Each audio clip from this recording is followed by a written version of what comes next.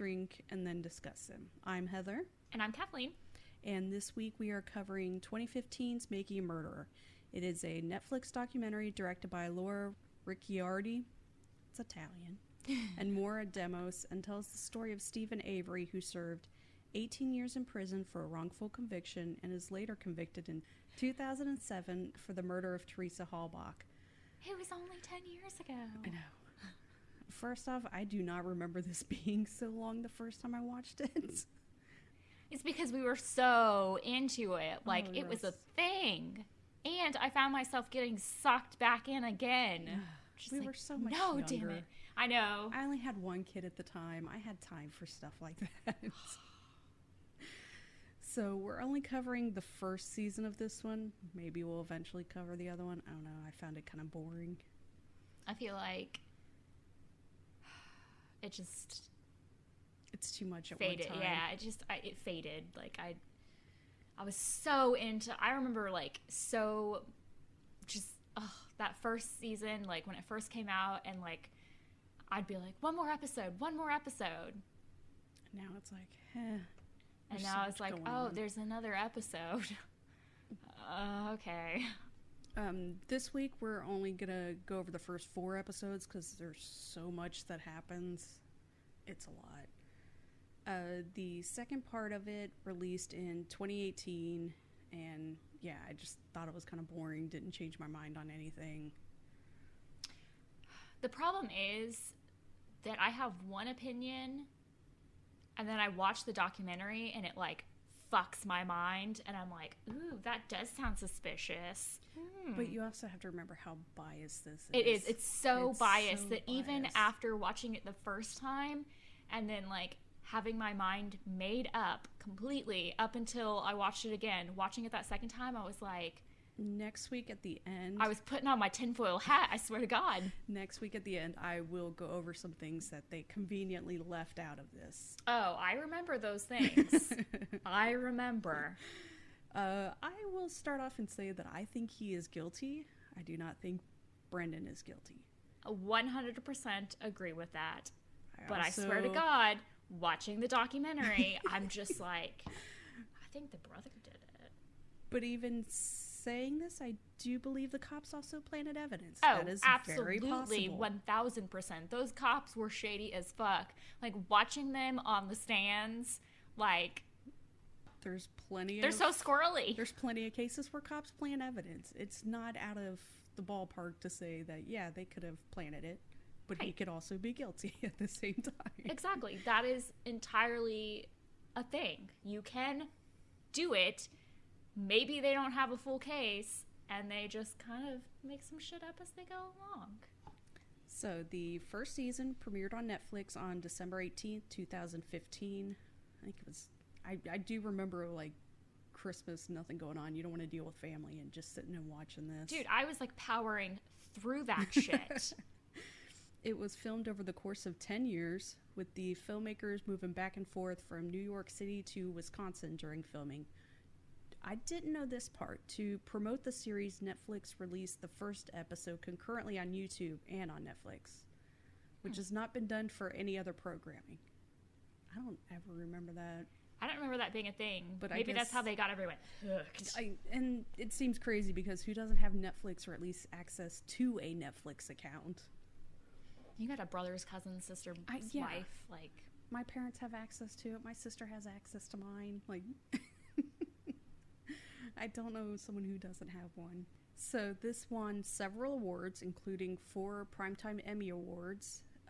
In 2015, when this came out, there was a petition started for the White House to pardon Avery, and it garnered more than 500,000 signatures, which is hilarious because the president has no power to pardon a state criminal. hey, not everyone paid attention to the government, you know. And also the opening theme music sounds like if someone listened to Game of Thrones song once and then was like, yeah, I can recreate this. Like, even the first couple of notes, I was like, oh, this is Game of Thrones. Okay, you have to listen and watch the intro at least one time, and then after that you can skip every other. Yeah. Like, Well, unless you can't reach your phone in time or something to hit the button. To Oh, God, no, it. you gotta have that ready. Like, you have to be ready to skip every second. I get distracted and forget. So, episode 1, we start off with Steven Avery being released from prison after nearly 18 years. He was exonerated with the aid of the Innocence Project. DNA in this case, which at this point we know nothing about, matched to another man. About a year after this, he files a $36 million lawsuit against Manitowoc County and several county officials. And he showed up in style, wearing that sweet Dodge Ram jacket. It was nice. So, Steven says he has no idea why Sheriff Tom Couric would pick him to bully and blame for this crime. Except, according to Steven, the only thing I can think of is I ran my cousin off the road. Which, I'm just gonna come out and say it, seems like a big thing. Yeah, so you have no idea why they would assume you had anything to do with a violent crime when you've already committed a violent crime. Okay, fine. We'll give them that. Yeah. We meet Sandra Morris, his cousin. There's a lot of family members in there. A lot of cousins, brothers. They mention brothers, but you never see them. Yeah, he has a huge family. They need a family tree like Wonderful Whites. They really do. They really do. I wish that I had found one online to like print out and reference, because they're just like, and I didn't realize that Brendan had so many siblings. Mm-hmm. I'm just like, holy fuck. So Sandra Morris, his cousin, who lets us know about another complaint against Steven, this time for indecent exposure from September 20th, 1984. I guess Sandra was driving past his house and he stopped in front of her car to masturbate. It was kind of, yeah, they weren't 100% clear on what the penis was doing, or like what was... She made it seem like he was masturbating, which, you know, that's what you do. You hunt down a cousin when they're driving past. Yeah, my whole thing is like, why is he doing this to family? A couple of minutes later, we find out he also has 3 charges of burglary, you know, just driving around with friends and deciding to break into a bar and the list of stuff they stole. I laughed. I had to keep pausing it because they don't say it. They're just showing, like, police reports. I think he got like $12 in quarters. You're cutting him a little short. So they stole, this was what I could see. They stole some beef sticks, $14 in quarters, a red toolbox, 2 6-packs of Bud, cheese sandwiches, 2 6-packs of Paps, and 2 cheese sandwiches from a refrigerator in the back of the bar, which I hope wasn't someone's lunch. I've had my lunch stolen at work before, and it makes you want to punch somebody. Those were probably good cheese sandwiches too. And a quote-unquote another mistake he made was when a bunch of friends were hanging out and were fooling around with the cat, and his friends were egging him on, and he tossed it over a fire. I've drank too much and I've smoked too much because friends egged me on, but I've never set a fucking animal on fire. And not even just a random cat. It was his family pet. Like, I have made mistakes in my life while drinking and doing other stuff, but I have never killed a cat. So this adds a charge of animal cruelty to his record. So even if he's exonerated from that first major crime, he's not a great dude. No. There's just some killing an animal is like part of the McDonald triad. Like, yeah, you can't kind of do fucked that. up. I feel like even if all of this stuff aside, dude's a fucking dick. He killed a cat. Yeah. What'd the cat do to you? So another cousin, Kim Ducat, I don't know. Kim Ducati. Kim Ducat is being interviewed and says that Steven always owns up to everything he did wrong. Breaking into a bar and murder are 2 totally different things. Just because you admit to burglary doesn't mean you're going to admit to murder. No. Like, Jesus. Like, little stronger punishment, my friend. Yeah. So in 1982, at the age of 19, Steven meets and marries Lori Matheson. She's a single mother from Manitowoc.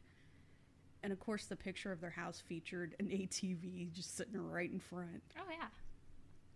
Lori already has a son, and when she gives birth to a daughter, Steven isn't there for it because he was locked up for the cat incident. the quote-unquote incident. Cat murder. So you have a pregnant wife at home with your adopted son, and you decide to get drunk with buddies, pour oil and gas on a pet cat, and set it on fire. Because that's what he did. Yeah. He poured accelerant on the cat. It wasn't just tossing it. He wasn't just like flinging a cat and it just like, oh, oops, it caught on fire. No, he fucking deliberately. Well, according to the report, his friends might have thrown the cat in the bonfire, but he admitted to pouring accelerant on the fucking cat. He's an idiot, if nothing else. Well, we'll establish that they're not the brightest apples. He did see his other daughter's birth, and he seemed very proud of that. And he had a good life until the trouble started. These were his words. He's already had several items on his record, but it's been a good life. He had a nice childhood. January 1985, Steven is upset at his cousin, Sandra Morris, for telling people about the masturbation incident. And he also had sex on his lawn. Yeah. That was another one of something about like they would do it in the daylight or whatever when all the on neighbors the could. Lawn. I don't understand that. So anyway, he's warming up his car, sees her driving down the road, so he goes after her. Like any sane person would do. Kind of knocks into her car, which is a logical thing to do on an icy road because it's January. The chances of it being icy are like high 1,000%. Wisconsin, yeah. He's lucky she didn't crash into a ditch or a tree or something and die. So he gets out with the gun and points it at her. It's okay, though, because the gun wasn't loaded. Which I'm sure she knew. Yeah. The shells were at home. How is she supposed to fucking know that? He was hoping that this would stop her from spreading rumors about him. Because that's a good way to shut down someone's, like, doing something crazy. Grudge against you. Yeah. But guess what? Sandra's married to a fucking sheriff's deputy. Like, bitch, how stupid can you be? Yeah, I'm sure the previous rumors ended now that anyone could talk about is how you pulled a gun on your cousin / sheriff's deputy's wife. It does trump masturbation. And Steven's old lawyer, Risa Evans, that they kind of interview, she's a piece of work. She was like, she immediately went to file a report and minimized her role in it and maximized his, which he pointed a fucking gun. He ran her off the road and pointed a gun at her. I feel like that is the larger role in all of this. So he's charged with endangering safety regardless of life and, a felon in possession of a firearm. Why do you have a gun? Because of course. This fucking lawyer, she's trying to defend him, saying, he has an IQ of 70 and doesn't know how to handle situations well, which, fine, I could understand that with the ramming her car, but he's a felon with a gun. My 7-year-old also doesn't know how to handle, like, certain situations well. She's never pulled a gun on anyone. No, I don't think so. So, while he's out on bail awaiting trial, his wife gives birth to twin boys. So now he's got 4 kids with Lori, plus her son from a previous relationship. 5 kids. That's a lot of children. Yeah, this poor woman has 5 fucking kids to deal with, and this idiot. We get to January 29th, 1985. Penny Burnson and her husband went to the beach on Lake Michigan. About 3 in the afternoon, Penny's jogging north along the lake and passes a person wearing a black leather jacket. On a beach. In the summer. Not suspicious at all. In the summer, a black leather jacket in the summer. I'm calling the cops. I know the beach, it might be a little windy, it might be a little cooler, but not leather jacket cooler. They exchange some pleasantries, and on her way back, she spots the same guy. He's just standing in her path, so she gets creeped out and runs towards the water. He grabs her and drags her into some nearby woods. He beats her, attempts to rape her, and then just leaves her for dead. After she's taken to the hospital, Sandra Morris's friend, Judy Dvorak? It's D-V-O-R-A-K. I think it was Dvorak. Yeah, Dvorak. She's the deputy assigned to go to the hospital. And apparently this matters because when Penny is describing the attackers, Judy notes that it sounds like Steven Avery. Which sounds like the wrong thing to be doing during an investigation. Yeah, you don't say it to the victim. But Judy lives across the street from Steven and is friends with her co-worker's wife. I don't see how they're trying to tie this as a conspiracy. Like, they're out to get Steven. She picked him to go after. Like, she lives across the street from him. She knows him. She knows his past. I mean, he does. There's other incidents they don't bring up in this, but Yeah. he does have a violent past. He got a record. He's shown violence against women. Why his name wouldn't come up anyway as a suspect? I mean, that's just common sense.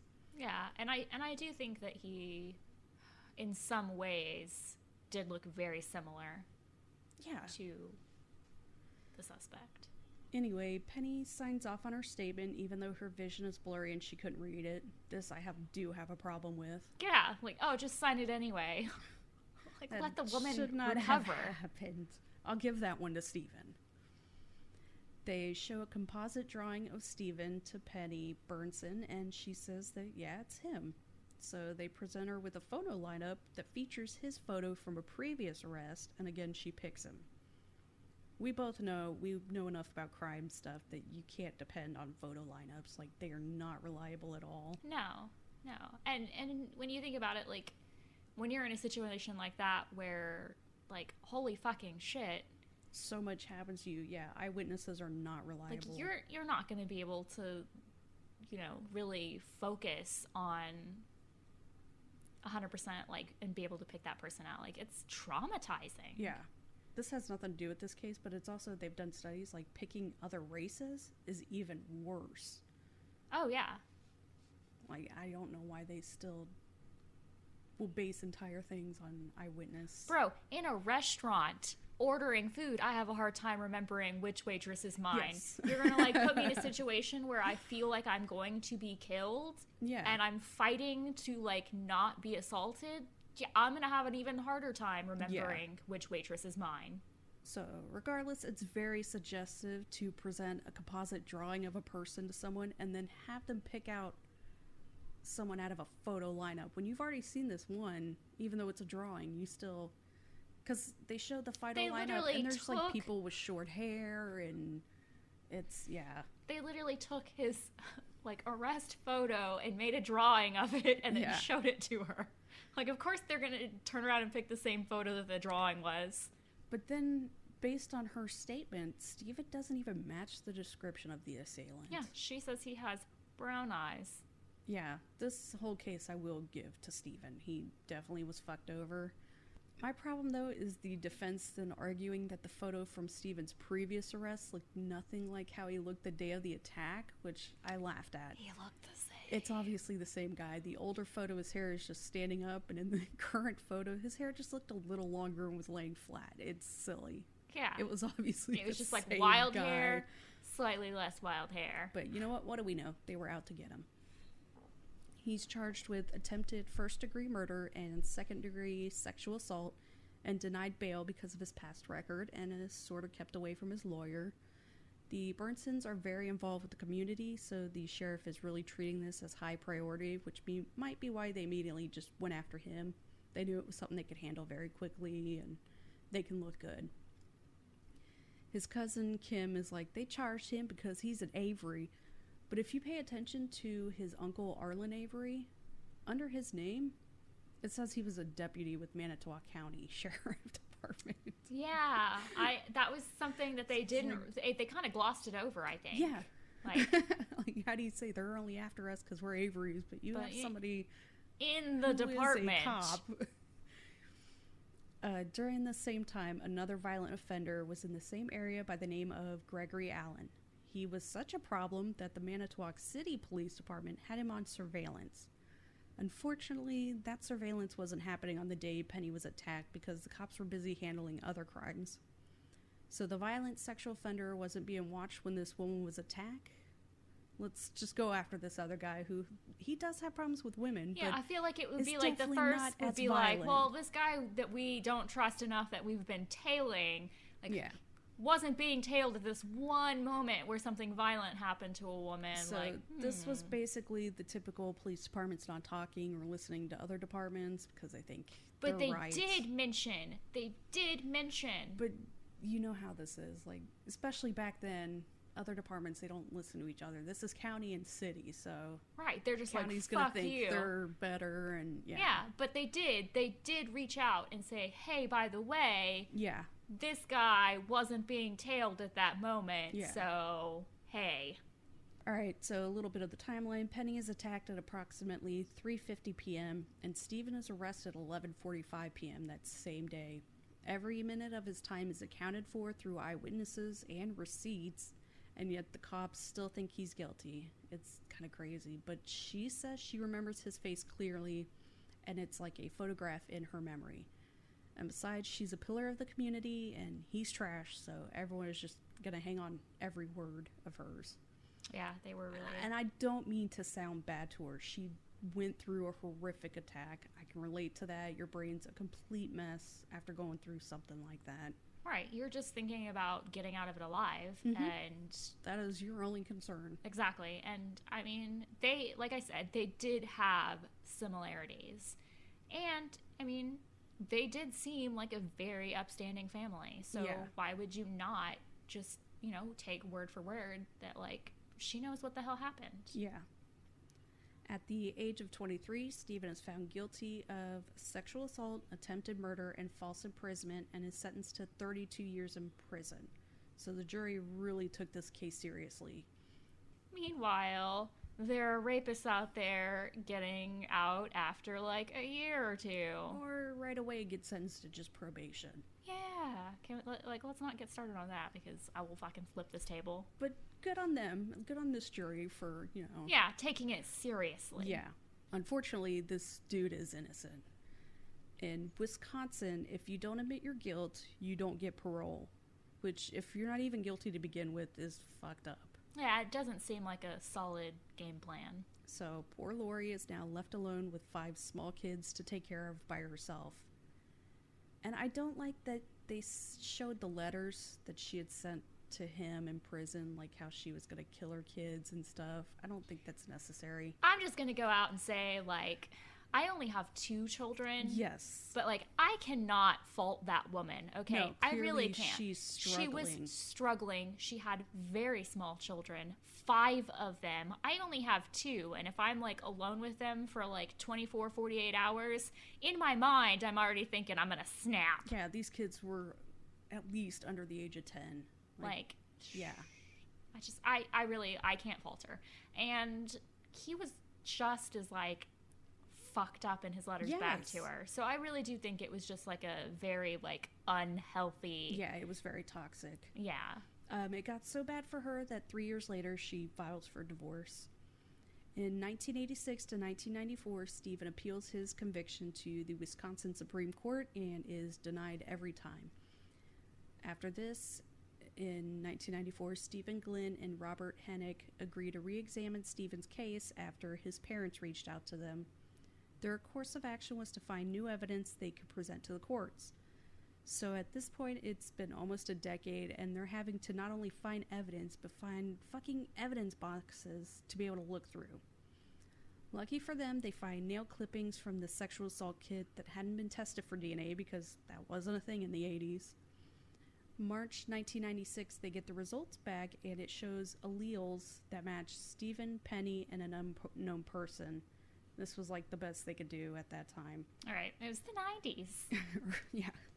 Alleles are basically different categories, and each person has 2 alleles. Steven and Penny each had 9 and 11, so you can't necessarily rule Steven out, but they found 8, 9, and 11 on the fingernail scraping, so clearly 8 had to come from somebody else.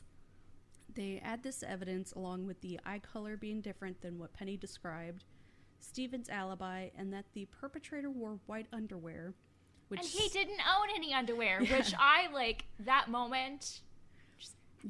How do you not own a single pair of underpants? Yeah, he not only didn't wear underwear, but apparently didn't even own underwear. And they added all this to create probable cause to overturn the conviction. The court rules against them for this because they couldn't rule out the DNA coming from, like, her own husband or medical personnel or even the couple that found her. Which, yeah, that would be a lot to test. Yeah. I mean, and And even tracking down those people to be able to test them. It makes sense. You can, well, especially now with like touch DNA, and there was one case, was it on Wine and Crime, where the victim had DNA from this guy, and they were sending him to prison for like murdering this guy, and then it turns out that they had been at the hospital at the same time together, and it could have somehow came from that. Dude, I just like, as we speak, I am like shedding layers of my skin from my sunburn onto your floor. Please like, don't disappear. Seriously, if I turn up dead, Heather, you're number one suspect. My skin is on your floor. We had a podcast together. I mean, I lose hair like crazy. It's well, just yeah. like. But I understand yeah. where the court's coming from. So he continues to sit in prison and wait until 2001, when the Wisconsin Innocent Project agrees to take on the case. At this point, DNA technology is really advanced, so they send off a pubic hair to be tested and receive a full DNA profile, which didn't belong to Steven. But can we, like, how amazing was it that there were, like, 12 pubic hairs, and, like, two of them had roots. And one was hers. One was hers, and one was the suspect. I would hate like, that job. Here's a pile of pubes to go through. Find out which ones have roots. Then you sneeze and they all go. Oh, God. You're, like, crawling around on the floor, picking up pubic hairs. I feel like that would... Did you lose your glasses? No, I dropped the pubes. So instead, they received a hit in the state crime laboratory data bank on Gregory Allen. So ding ding. September 11, 2003, Steven is released from prison. This does nothing for Gregory Allen because, shocker, he was already in prison when Steven was released. He committed another rape that sent him for 60 years, and when they were showing the notes the police had on him from doing their surveillance, it stated that he was wearing a black leather jacket. You know, what Penny had noted the assailant wearing. Clearly, he has an attire for his attacks. Yeah. It's like, Jesus Christ, if these grown men would have just stopped being asshole and talked to the city cops, they would have been able to arrest the right guy. And a report from the state's Justice Department clears Manitowoc of any wrongdoing, which is insane. So, not to mention the fact that, like, if they had communicated and made a point to find the correct perpetrator, a woman wouldn't have been violently raped in her own home while her child slept and not have to, like, worry that her kid was going to find her dead. Like, that's fucking horrifying. Yeah. And they really fucked over that lady. After that is when Steven decides to file the lawsuit and basically becomes a celebrity in the criminal justice system.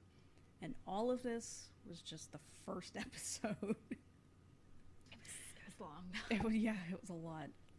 The second episode is basically just shitting all over Manitowoc County and how they fucked up so bad. I'm here for it, though. I loved it. It was like that. I was like, I don't really want to get into it. It was literally so much.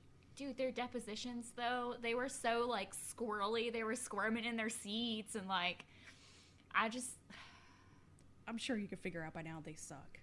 They It was just a whole bunch of, hey, do you remember saying this? And every single, they were like, I don't recall. No, which I can't understand. It was, like, 20 years or 15 years ago, whatever it was. I can understand, like, being. But then we're just like, when they're like, well, it's here in the files, and they're just like, I mean, if it says that, I mean, I don't recall saying it, but I suppose that's right. Actually, I'm like, this accent's totally not Wisconsin. Sorry, I apologize. And it is my favorite accent, like the Wisconsin, Minneapolis, like, or Minnesota. It is my favorite as well. So much snow. So he settles back into life, finds a girlfriend named Jody, and goes to work at the family's scrapyard. Things seem to be going pretty well until around 2004 when Jody is arrested for drunk driving. Which, in fairness, it's Wisconsin. I feel like there's not really a lot to do. You drive drunk. You go to the bar, you go home. And you drive drunk in ice and snow. Yes.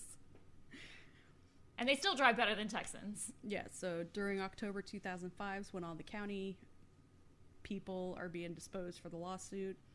And on the afternoon of October 31st, 2005, 25-year-old Teresa Hallbach is last seen in Manitowoc County. She was a photographer, and her last alleged appointment was with Steven Avery at his home near the Salvage Yard. It was very savage, I wrote though. Savage. Salvage Yard. She had a meeting with him to photograph his sister's minivan that he was putting up for sale on Auto Trader.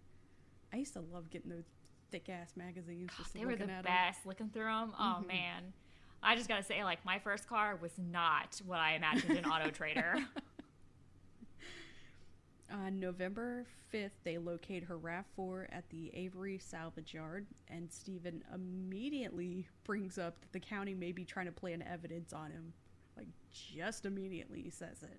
He's like, it's a frame job. Yeah. Nobody said anything. You didn't have to bring that up. Manitowoc basically hands the case over to another county, Calumet, which is where I've been, for them to investigate.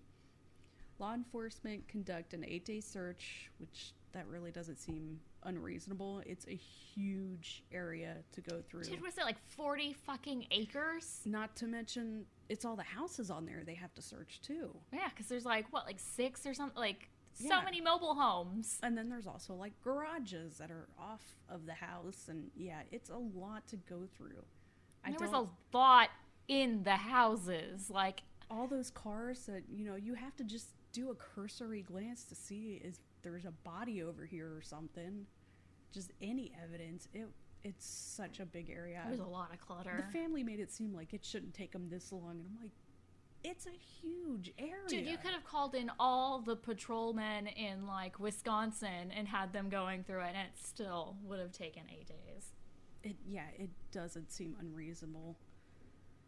Meanwhile, Stephen is talking about how he's been railroaded before by the sheriff, which... Yeah, I'll give him Dude, that. you were not a completely innocent person, though. No, he's not. He wasn't that one crime. But he had a record before that case. People have prejudices. But I was just like, chill out. You're not an angel. You burn a cat once. And then listening So to you're him gonna just count a second annoys time. me because it's just me. When their cops are there because it was the last known location of someone who's missing. Just let them search. I think it would have been better if he had been more concerned that they find her alive, or I really hope they find her. Right. Her family's probably, but it was just, they're just here because they're out to get me. It's like, no. Yeah, maybe he needed PR to help him out. Show some fucking sympathy, bro. It was just frustrating. November 8th, they find pieces of bone and teeth on the property. Someone tried to burn the body, which we know that doesn't work. You can't just burn a body. There's always going to be... Even when you cremate, there are They still crush- pieces. yeah, you gotta smash that. Hate to tell you, but they smash grandma's bones up and put it Yeah. in the urn. How do you think it fits in an urn? Yeah, it's not just because they burn it and it just turns to like little like ash pieces. Like, no, they have to crush it. That's why it looks like kitty litter. We were on a family vacation one time. We went to the Palo Duro Canyon, and we were looking over, and there was like this weird stuff on the ground. We thought it was cat litter. We were stepping in and kicking it. My dad looks over the ledge, and he just sees something shiny, and he was like, you girls better get out of Bob." That was the Bob story we have. We're just sitting and playing in somebody's ashes because it looks like kitty litter. That's why I'm like very against people just like spreading ashes in random places. Like, no one wants to breathe in someone else's relative. Like the Big Lebowski. Yes. Where he just throws it in his face. Anyway, let's get back to this serious topic. They find a key in Stephen's bedroom that fits in Teresa's RAV4. The key had his DNA on it, and they found his blood in her we vehicle. glossed over the finding of the RAV4. I had that later, because that's when they have it. The timeline on this is really weird. They like to go back and forth a lot, and it's so confusing. Yeah. I think that's going to be the next episode is when they end up. So, yeah, they find the key. It's got his DNA. They find his blood in her vehicle, but he insists that they somehow planted a key that had his DNA on it into his house, and the blood that they took when they booked him in was just splashed in her car, I guess. Well, it was like smudged in like weird places. But my question is, like, when they arrested him that night, did he have any wounds? Like, where was he bleeding from? They talked about he had that one cut. Oh, okay. They referenced that picture a lot. He had that really deep cut on his hand. I must have drummed out during Yeah, that I don't moment. remember them mentioning it, but I remember seeing a picture of it, like, later on. I think during all the court stuff. Okay, so it at least makes sense that there would be, like, smudges of blood in her vehicle.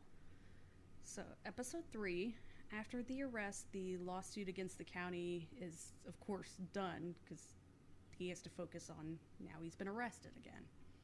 And this is when he really ramps up on the I'm innocent, clearly. They just pinned this on me so they wouldn't have to pay me any money, which... You're so right. They found her dead, brought her body to your property, burned it, and then somehow got some of your sweat, and then planted it on the key, and then left it in your bedroom. Release him. He's clearly innocent. I'm not gonna lie, though, watching Making a Murderer the first time, I was like, fuck yeah, those po-pos did it. This seems like a lot to do, though. That's too much work. I'm not gonna lie. Like, that's a lot. You can barely get the cops to, like, show up during... you know, a dangerous situation, but you really think that they're gonna like... It's not like big city where there's tons of officers, and this is just a small little county. Which does make it plausible that they could all keep a fucking secret. I don't know, though, because then they involve other departments later on.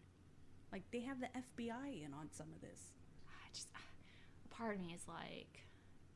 I don't know how a whole department and then other people... Hey, man, it was a Criminal Minds episode, okay? They did it, and I feel like if they did it, then maybe Wisconsin, too. It's just a lot of people that have to shut up. I don't see that happening. Yeah, once you get more than 2 people involved in a cover-up, it's just very slim chance it's gonna fucking last. That's why they say 2 can keep a secret if one of them's dead. Any more than that, it's no. I'd hide a body for you. Thanks. What if it's your body? Whoa, bro. Whoa. Rubbing off some of my skin cells. No, I need you. You're my partner for this. December 6, 2005, preliminary hearing. The judge finds that there's enough evidence to go forward with the trial, and he's held on $500,000 bond, which that seems kind of extreme. There's actually more evidence in this trial than there was in the rape trial.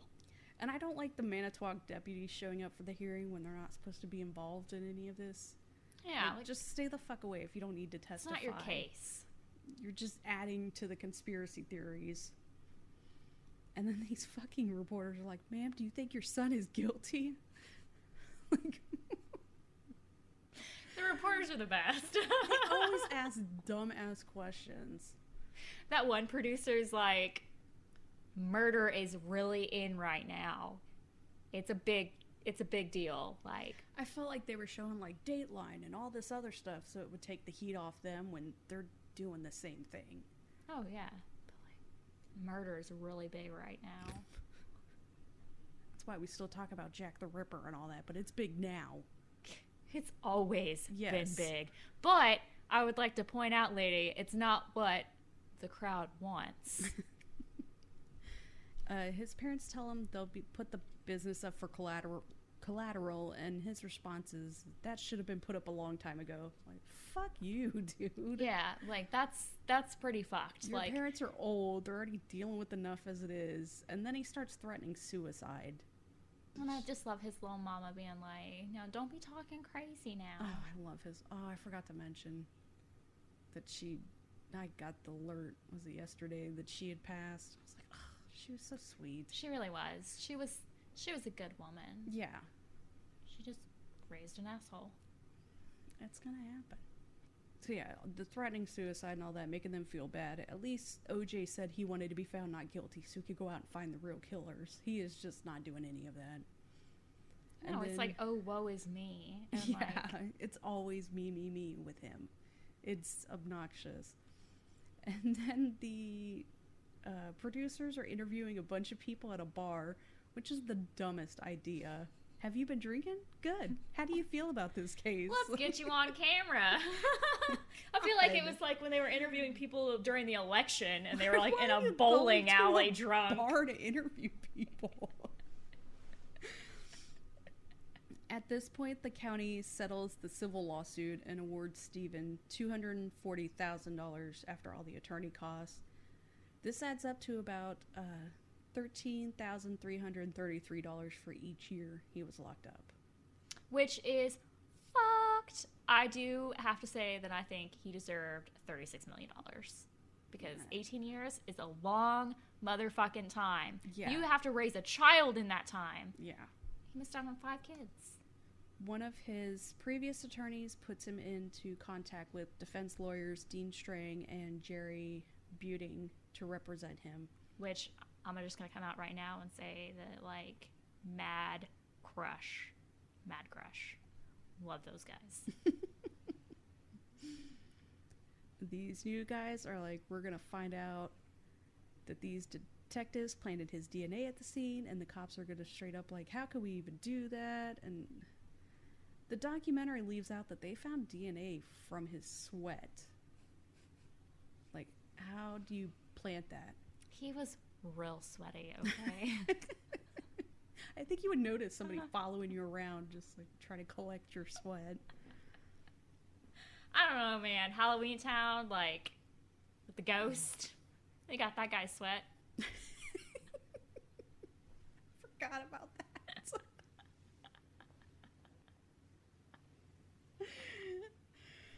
So, March 1st, law enforcement called their first press conference since November, where they announced that they have arrested 16-year-old Brandon Dassey in connection with the case, who is Steven's nephew. 10 minutes before this, his sister Barb is all about defending her brother, and now she's completely turned around on that and tells Steven he can rot in hell. March 2nd, they announced that on the 31st of October, this was the timeline that they got from Brandon. Brandon comes home from school, and after grabbing the mail, walks over to Uncle Steven's house to hand him his mail, because I guess they got some of his mail in the box. And again, all these houses are like on the same property, so it's real easy to just walk over. And, you know, if you're walking by a house and you have their mail, you'll just stop and just give it to them. Yeah. I mean, I don't do that to my neighbors, but like... Well, no, I'll put it in their box. Okay, I'll do that. I'll at least do that. As he approaches Steven's trailer, he hears screams for help and continues walking to the trailer and knocks on the door. Nonchalant, Yeah, like... right. No biggie. Sweaty, half-dressed Steven opens the door. Let me emphasize, he was sweaty. The prosecutor loves to mention that he was sweaty. He's very sweaty. Steven lets Brandon in, and they walk to Steven's bedroom, where they find Teresa naked and chained up on Steven's bed. A story's ridiculous. I have to say, like, I will share a lot in life with my nephews, but I cannot say that I would ever consider sharing the rape of a woman I've kidnapped. The biggest problem I had was a 16-year-old hears scream coming from a house, and he still proceeds to not only go up to the house, but walk into it. And go to the back bedroom. That's a fucking horror movie. I don't buy that. No. You go home and you call the police and you're like, hey, I'm really worried because there's screams coming from this house. At this point, Steven invites Brendan to sexually assault Teresa and then cut her throat. But she isn't dead, so they choke her and then drag her out to the burn pit and shoot her twice. So then Barb calls Steven and asks what the fuck is going on, because her son would have never done something like this. And typical... No, and you don't just, like, invite someone to a murder if you don't have any idea if they're down for murder. Just don't answer the door. What the fuck? And of course, typical Steve, his response is, well, what about me? Like, oh my God. He is 16 years old. They literally me. took him out of his high school. Like, without his mother. Yeah, like I would immediately be like, why are they even talking to this kid? Like, where were 16, you? yeah. Didn't have his mother there. Grilled him for hours. This poor kid's like, do you think I'm going to be back for like... I'll get to that. You know, that was my favorite part. No, but before that, in the interview, he's like, do you think I'll get back to school by like 1 something? And they're like, what's happening at like 1:20 or whatever? And he's like, well, I got a presentation due in 6 hour or whatever. Like, that poor kid, he was a child. Yeah. 5 days after Brennan is arrested, Jody is released after serving 7 months. March 17th, pretrial for Steven. They add 3 new charges of sexual assault, false imprisonment, and kidnapping based on the statements from Brendan, and increase his bail to $750,000 because, you know, he could afford the $500. What's the point of raising it? And we find out that Brennan gave his first statement 4 months earlier, the day after the RAV4 was found, when he told him that he had had no contact with Teresa, had no knowledge about anything that had happened.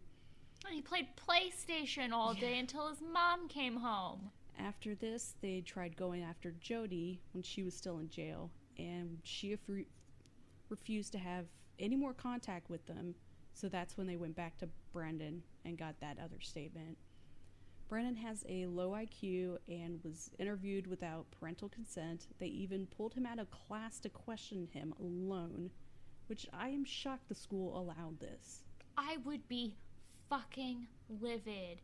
Not only, like, is he, you know, he's a slow learner and he's in, you know, a mix of, like, regular classes, but also in special education classes. And as a mom to a child in, like, special education type situation, like, it just fucking kills me. I don't understand why the school went along with this. Yeah, like, they should have known better. They are supposed to protect them when you are not there, and they totally fucking failed him. Like, sure, officers, go ahead and just take this 16-year-old boy who, like, is clearly easily led. Yeah. They ended up questioning him several times without a parent or lawyer present. Back to the March 1st interview, they're leading him in the questioning and straight up just shaping his testimony. Yeah, like, what happened to her head? Yeah. What'd you do to her head? They're the ones who bring up she'd been shot in the head. He couldn't come up with the whole shot in the head. And he's like, we cut her hair. We cut her throat. And they're like, and I'm just going to be straight with you. Which one of you shot her? I don't know if they realize what they're doing, or if... They totally realize. How can you not look at this child and, like, how does it not hit you that maybe he's not some brilliant 16-year-old? Like, he's a child. Like, he's just... Oh. And Brendan clearly has no idea what's happening because, he asks how much longer it's going to be. He's got to turn in this project. And even when they straight up tell him he's going to be arrested, he's still wondering if he's going to be able to go home soon. It's so fucked up. He's like a little kid. Once he's alone with his mom is when he realizes the severity of the situation. Yeah, he literally says, they got to my head. Yeah. Episode 4, Brennan's mom has to find another attorney for her son because the previous one was second cousins with Teresa, which, this is How do you not know that? Town. I don't know. Like, how do you're like, oh, I'll take the case, and then you're just like, oh, shit, actually, she's my second cousin. Well, who brings it up? How do you know who your second cousin is? Do you?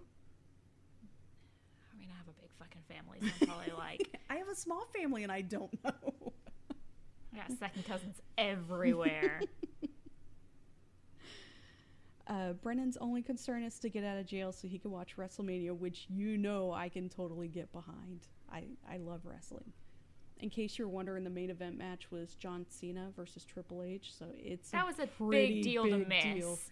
Cena won. And his mom being like, well, your dad's taping it. And he's like, but when am I going to get to watch it? Yeah. John Cena won. I think it was his second win. That's a big deal. It was a big deal. Those are two big people. Anyway, Len Kaczynski is assigned to represent him, and he looks like a total fucking nerd. Like, if he had books, I'd smack him out of his hand. I fucking hate this man. He ends up being a piece of shit. He is the biggest piece of shit. At this point, the family is completely split. Obviously, Steven's sister fucking hates him, and even his brother Chuck thinks he did it. His parents are doing everything they can to get him out and just totally ignoring poor Brendan, who got mixed up in all of this. He's a child. Yeah. March 31st, Steven is interviewed by Associated Press and states that his nephew isn't very smart. Of course, the media takes this and twists it as a threat to Brendan that if he decides to testify against Steven... Which I'm just like sitting there like, no, bro, he's not that smart. It's so laughable because clearly this kid isn't at the top of the charts. It's ridiculous. No, I guarantee, like, he basically has the mentality of my 7-year-old. He doesn't even know what inconsistent means. His mom didn't either. Well, she had other things on her plate. They do testing for him, and his IQ is at 73, and the court still decides that he wasn't coerced in his confession. His attorney's private investigator talks to Brendan on May 12th. I wanted to Happy birthday murder that man. I was just like, happy birthday. Damn it, Heather. We can't talk about your birthday. We gotta talk about how much this man fucking sucks. Like, God, he's such a dick. This is where Brendan writes out another story about what happened that day. And this sounds way more believable. Yeah. He came home from school that day at 3:45, went to his mom's house to play PlayStation. He then watched TV for 30 minutes and got a phone call from his brother's boss. And then at 7 received another phone call, this time from Steven, asking him to come to the bonfire, which he called a bomb fire. Yeah. This story sounds believable, but this dude is just such an He's asshole. like, why are you lying? I can't help you if you're lying. You have to tell the truth. Tell the truth. He keeps pushing him to admit guilt. Draw a picture of you stabbing her. So he draws this picture and even labels the person figure Teresha. Doesn't know how to spell her name. He's no idea what's going on. He's basically, I'm telling you, like, he is a small child. It's so frustrating. And then the fucking investigator being like, now draw a picture of you raping her. Yeah. And I'm just like, whoa, bro. Like, we don't need pictures, even if it's true. These are just all so shitty He's a people. fucked up individual. This attorney automatically assumes this kid's guilty, and the best course of action is to get him to testify against Steven, which, do your job and actually try to defend him. During this meeting, the investigator that's working for his attorney, who should be working for him, literally calls the detectives and is like, he wants to meet with you. Like, he's given his testimony or whatever, and he's like ready to talk. And like, no, why fucking, is the you defense pushed team him. Working with why? cops? Yeah, why are they working with the cops? So the cops are able to interview him yet again without his lawyer or his mom, and argue with him that his story just isn't making sense, and again lead him to say whatever they want, which story's not making sense because he's just making it up. He's literally just following along with what you want him to say. Yeah, and his attorney wasn't present, which, what the fuck? Shittiest attorney ever. Did he ever. meet his attorney yet at this point? I don't think he'd even, met him. I think he may have, once or something. He was, talking on the phone with his mom about, what does my attorney look like? Does he have glasses? Shittiest attorney. I'm thinking of that, meme where, it's him and it's, go to court for a divorce, end up with a death penalty. Because, literally, dude fucking sucks. During a phone call between Brendan and his mom, we found out that his mom came home at 5 that day and Brendan was home.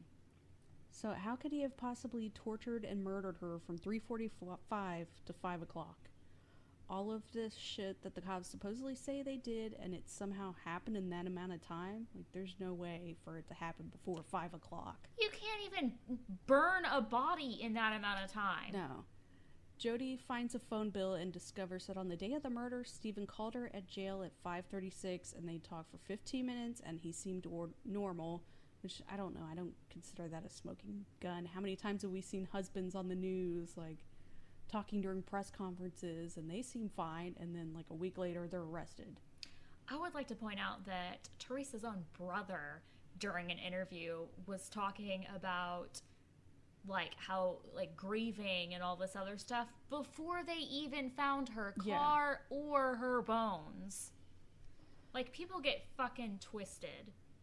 So we're talking to the Avery's attorney's investigator, and he has a problem with the cops saying they only found Steven's DNA on the key. Which, why are they... Does that matter? Do they even check for her DNA to begin with? They say they only really looked for his. And then they were talking about, like, he might have been wearing gloves. So how could he be bleeding everywhere if he's wearing gloves? Which, I don't think they know how blood works. It can go through fabric. Yeah. As women, we know. Yeah. Blood can just very well go through fabric. Yeah, it's not like some kind of impenetrable layer. Like, I mean... It's like he's wearing gloves. He couldn't bleed through it. I was like, tell that do to you my think period. he's wearing rubber gloves? Like, I doubt he's wearing rubber gloves. So yeah, again, even if the police planted all of this, they found her remains on the property. So, are they saying that the cops found her body, burned it, and then just spread it into a burn pile already on the property? And then can we also just take a shot every time Brennan said, yeah? Because that's basically his only response to everything, anytime they ask him a question. The judge decides to exclude Manitowoc County from any involvement in Steven's upcoming trial, and the trial is going to be held in Calumet County, which that's a good decision. Yeah, but get it out of the area. At this point, Barb finally figures out that Brennan's attorney thinks he's guilty and is trying to talk to him into pleading guilty, which he's such a shithead. And now she believes that Steven may also be innocent. They try to dismiss the attorney and the judge strikes that down, which Brennan could not speak up for himself in court. No, he couldn't, because he was so nervous. He's like a small child. Yeah. He's just like, I mean, he's okay, like, and the judge is like, I mean, is that good or like, bad? We get along together, which, yeah, they do get along, but the judge he just doesn't know how to speak up. Believe in him. Like, fuck that. Throughout all of this, Jodi's arrested a few more times, and then she decides to end it with Steven because she feels like the cops are hassling her because she's with him. No, bro, it's because you're drinking and driving again. Yes. Brennan writes a letter to the judge detailing what happened the day of the murder. It was so sweet. Yeah, what and we've already covered. His attorney belittling that and calling it dumb and like Lawyer's then mocking pissed him off by this. Yeah, he mocked his little like, P.S. my mom and I think you're a great judge. I think that's fucking adorable. And also, how does that not show you that he's basically a child? Mm-hmm. Well, his attorney thinks that he's just writing this because Steven's gotten to him and doesn't want him to testify, which...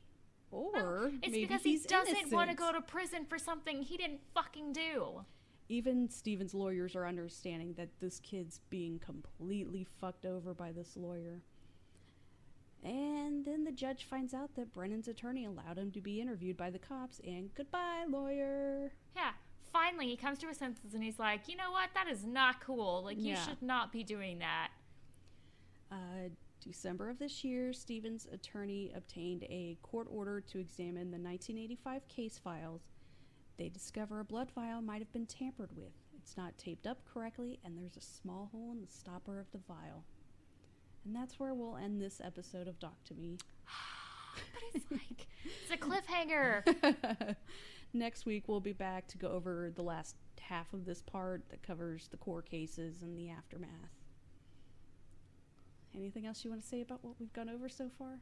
I just get so fucking worked up. Like this, like, not for Steven Avery, but for that poor Brennan, child. yes. I don't know how many times I can say child because he literally is a kid. Is a small kid. Yeah. He is not mentally 16. No.